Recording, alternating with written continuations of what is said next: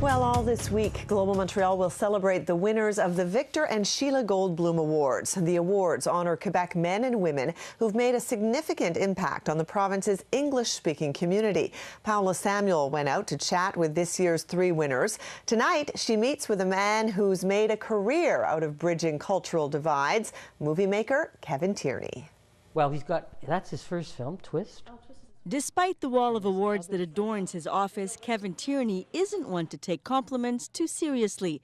In fact, when he heard he was awarded the Goldbloom Award for building cultural bridges, he reacted with a twinkle in his eye and a healthy dose of self-deprecating humor. I figured that, I got the prize because I'm still here. Tierney is a well-known Anglophone filmmaker. He's the first to admit it's a tough way to make a living. I am really the last of the Mohicans in terms of being an Anglophone producer working in English in Quebec. He's from Quebec. Martin Ward, David Butchart. Despite going it alone, he's managed to succeed beyond even his wildest expectations. Bon Cop, Bad Cop was the biggest grossing Canadian film ever. The buddy cop comedy thriller was so packed with cultural cliches. Enchanté! Hey, on est tombé sur un gars qui peut parler le française. It managed to irk just about everyone. Why did you have to use that cliche cop? He's a punk and he smokes and he's, fooling around with women and you got the English guy so perfect. And then people in Ontario would come up to us and say, okay, why don't you, look, you got the French guy so perfectly, but the Anglo, enough with the constipated turtleneck Protestant. But it's by highlighting the extremes that Tierney manages to break down the stereotypes.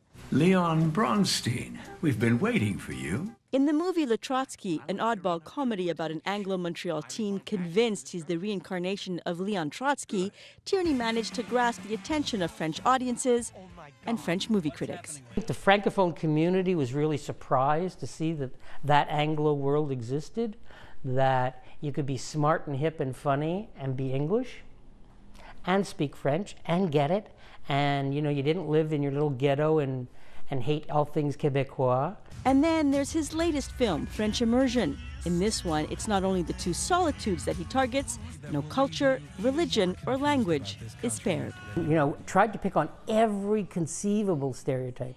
Francophones, Anglophones, allophones, black, white, gay, straight, politicians, non-politicians, Jews, everything. Tierney's unique ability to understand different cultures as an insider is precisely why he's been so able to help foster an increased empathy among all Quebecers. Kevin doesn't expect people to come to him, he wants to go to them. And I think that he's a great ambassador because of his warmth and his humor, but also because he's genuinely curious and he genuinely cares about culture in a very serious way. And so he's been building bridges inadvertently and advertently, I think, his entire career. Building bridges with a wink and a smile. Well, now you've made me admit it.